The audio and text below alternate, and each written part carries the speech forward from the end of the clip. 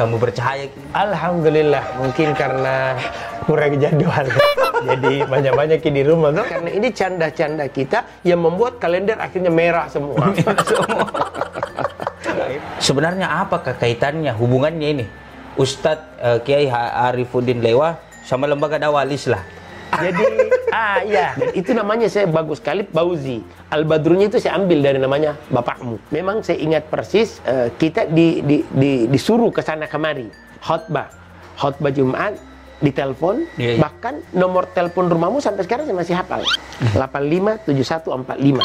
Saya nggak bisa lupakan itu nomor. Saya nggak bisa lupa, karena inilah yang senantiasa saya menelpon untuk minta jadwal khutbah Jumat. Di manakah khutbah? Jadi dulu saya adalah bagian dari Al-Islah, dan sampai sekarang saya adalah bagian dari Al-Islah. Nah, tuh jelas minto, Bro Cuto, jelas mi. Jadi jam lagi ada yang bertanya, Aja serta manggung kemarin sudah jelas, masih bagian. Nah, sekarang Haji Arifuddin Lewa sudah menyatakan juga masih sampai sekarang sebenarnya hati masih Al-Islah juga. Masih Al-Islah. Kalau dulu Haji Arifuddin Lewa ini nelpon ke rumah minta jadwal. Sekarang saya itu sih yang telepon minta jadwal. Jadi itulah hidup ya. Jadi itulah hidup. Bahasa Makassarnya gini, bangke ngacini. Jadi kita bergantian. Kalau kemarin saya minta jadwal, sekarang dibalas. Tidak mungkin lagi Pak Abdul Badrul minta sama saya, tapi kelahiran anaknya yang minta sama saya. Jadi makanya saya bersyukur dengan munculnya brocu antum, sehingga bisa juga melanglang buana. Dan saya senang. Cuman saya ingatkan, dakwah itu banyak tantangan. Tapi ikuti saja tantangan itu. Jangan melabrak itu tantangan. Ikuti, dan ikuti. Pasti kau akan lebih sukses dari kami semua. Amin, amin, amin. Jadi saya berdakwah itu memang prinsip saya satu. Saya senantiasa mau melihat. Kenapa saya tidak jadi pegawai negeri? Padahal dulu, saya masih ingat, Departemen Agama masuk ke Yayen. Mencari orang-orang yang mau kerja di Depak.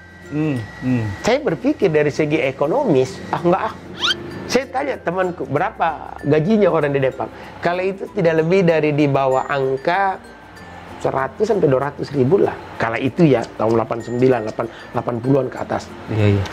Saya sudah bisa menghitung secara ekonomi, saya sudah bisa menghasilkan rupiah dari ekonomi dari bidang dakwah dengan angka sampai 150 ribu kala itu, satu bulan.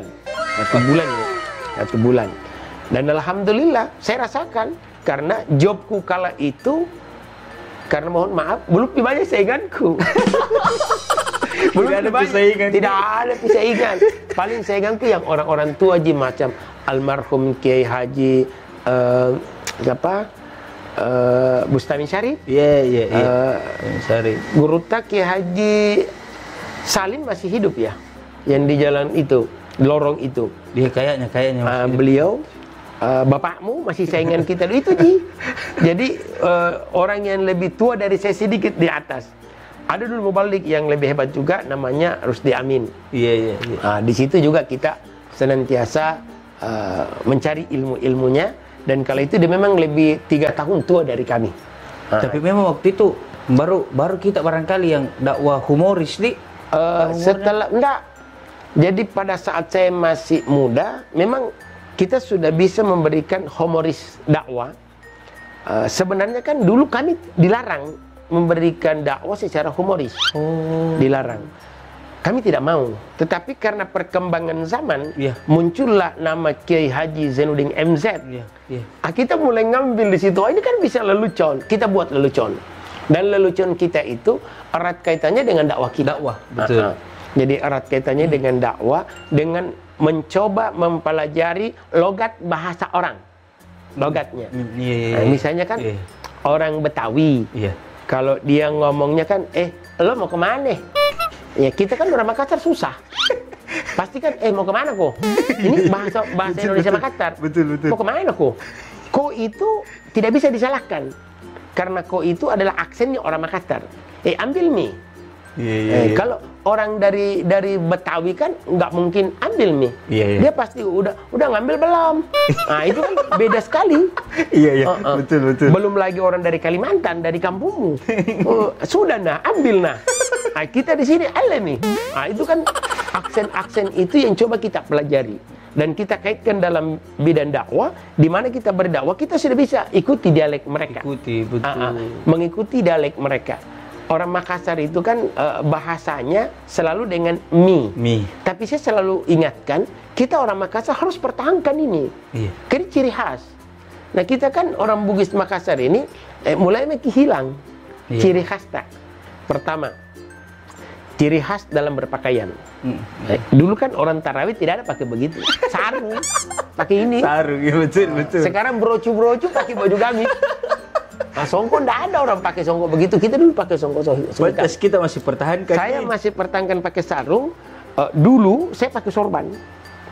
Jadi orang pernah tanya, Kak, kenapa pakai sorban ke Ustadz?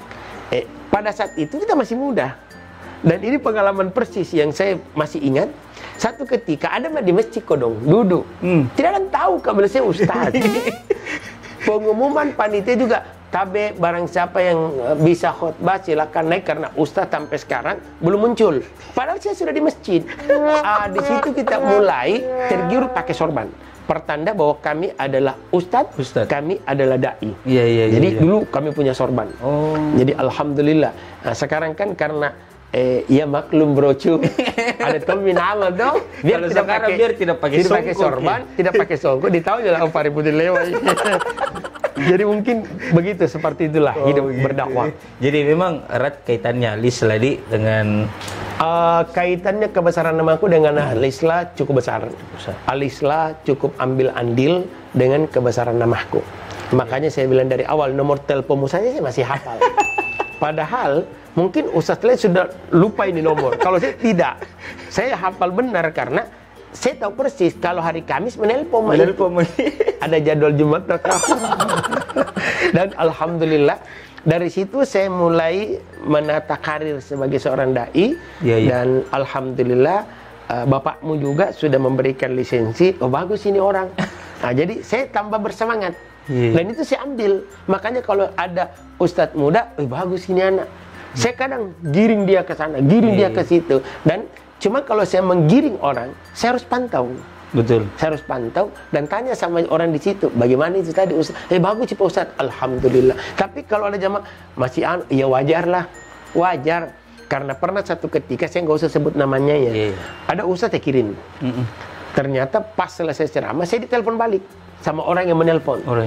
Pak Ustaz, tabe yang saya minta kodong ikan bakar, bukan ikan goreng. Oh mati lah. Karena kan beda itu ikan bakar dan ikan goreng.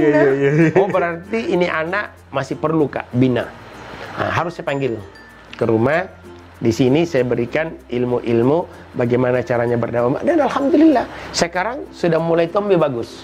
Sudah mulai tumbuh bagus. Nah, ini Ustadz Brocu memang mulai tumbuh bagus. Cuman ada sedikit masih ada rasa takut kalau melihat kita.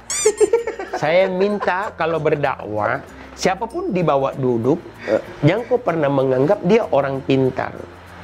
Selalu kau dengan dirimu sendiri. Jadi terbuka wawasanmu. Terbuka wawasanmu. Karena saya punya prinsip gini, tidak semua ilmu aku miliki, kau punya. Tapi ada kalanya Brocu punya, aku tidak. Karena beda usia, ini saman. Sehingga saya berani katakan gini, setiap orang ada samannya. Dan setiap saman pasti ada orangnya. Nah itu yang terjadi. Samanku dulu tidak ada. Saya punya saman. Sekarang ini samannya orang. Ada misalnya kan, ada mie Brocu, ada mie brocis, macam-macam lah sekarang. Dan satu kebanggaan karena mereka masih menghargai para atasan-atasannya ya. Artinya dalam bergaul masih ada batasan. Jadi saya senangnya itu karena saya juga kadang dapat inspirasi dari brocu-brocu yang ceramah muda ini. Ternyata ini anak hebat juga. Kalau saya dengar dakwah, oh mantap juga ini. Oh, saya rekam lagi dalam pikiranku. Cuman kalau saya rekam, pasti ku kalah sama saya. Kenapa? Karena saya merekam itu mungkin kau satu bahasa, saya rekamanku 10 minta putar. Jadi itulah. Disitulah enaknya jadi seorang dai dan seorang mubalik yang punya sedikit nama di tengah masyarakat. Betul. Dan saya sangat menginginkan semua dai-dai muda, ayo. Cuman saya lihat sekarang juga dai-dai muda ini, mohon maaf ini ya, ini penglihatan saya, seakan-akan dia buat status tersendiri. Ada statusnya tersendiri. Oh jangan. Biar kau punya apa, kau belum bisa kalahkan kita. Betul. Seandainya kalau lomba lari, tidak perlu beta. Betul. Ada maka di finish ki. Ada maka di finish. Nah, harusnya mereka seakan-akan ini tonji kelompoknya. Itu jangan. Betul. Seorang mubalik itu jangkau selalu bahwa saya ini kelompok ini seusiaku, saya tidak mau. Oh, enggak bisa. Brocu harus kau masuki semua. Betul. Karena saya mohon maaf, saya lihat sekarang, oh ini tonji. Seakan-akan kita ndak diapakan lagi gitu loh. Kita bukan tidak dihargai, tapi mereka kadang bilang, kau kan sudah tua, mau kau lewat, mau nggak bisa. Belum. Mau balik itu tidak boleh. Harus mereka tahu diri, siapa dia, siapa kita. Betul. Harus itu. Makanya situ kalau ceramah baru ada beliau ini, gemetar ini lututin, gemetar ini bahaya. Masalahnya deh, ada guru ini di bawah. Tapi kalau kita gemetar itu pertanda-tanda keberhasilannya. Karena saya juga pernah seperti itu dulu. Bukan main kalau kiai-kiai di hadapan kita, subhanallah. Ini juga gemetar. Kadang ini sarung berkibar kayak skala Richter gempahnya itu sampai 10,5. Dahsyat. Jadi intinya dahsyat. Ya. Jadi terakhir ada mungkin masukan, saran untuk bro-brocu membalik mudah, dai-dai muda. Jadi sekedar informasi dan saran buat seluruh para dai-dai muda di Kota Makassar, ayo timba ilmumu semaksimal mungkin, jadilah mubalik sekarang dengan tidak pernah memasang gate ataukah memasang Ayo kita berbaur bersama sambil kita menimba ilmu. Prinsip saya satu seperti awal, tidak semua ilmu kumiliki ada sama Anda. Dan boleh jadi di brocu-brocu ada itu ilmu yang saya tidak miliki. Kalau kita padukan selalu, maka dakwah di Makassar, Sulawesi Selatan ini insya Allah kita tidak terkalahkan dengan para dai-dai yang lain yang ada di Indonesia ini. Saya kira demikian. Luar biasa memang. Banyak ilmu yang kita dapatkan pada kesempatan kali ini brocu. Jangki sia-siakan kina. Jangki sia-siakan video ini. Nonton ke video ini karena menyesal kalau tidak nonton ke brocu, karena banyak sekali pengetahuan, banyak sekali ilmu-ilmu terkhusus di dalam bidang dakwah. Ya, apalagi kita para mubalik muda. Jadi ini sharing Ustadz yang sempat kami bahas, sempat kami bicarakan, mudah-mudahan bermanfaat untuk kita seluruhnya broci dimanapun kita seluruhnya berada, mudah-mudahan menjadi amal jariah untuk kita. Dan terima kasih Pak. Terima kasih ya atas waktu tak. Alhamdulillah, mudah-mudahan sehat-sehat. Amin selalu. Jadi brocu, sekian sharing Ustadz kali ini, dan jangan pernah lupa subscribe, nyalakan loncengnya, like and share sebanyak-banyaknya. Share kepada datuk tak, teta tak, opa tak, mama tak, bapak tak, sepupu tak, teman tak, semuanya brocu, supaya tambah semangat lagi bikin videonya. Nah, oke, saya Muhammad Irsyad Abdullah bersama Kiai Haji Arifuddin Lewa undur diri. Assalamualaikum warahmatullahi wabarakatuh. Waalaikumsalam warahmatullahi wabarakatuh.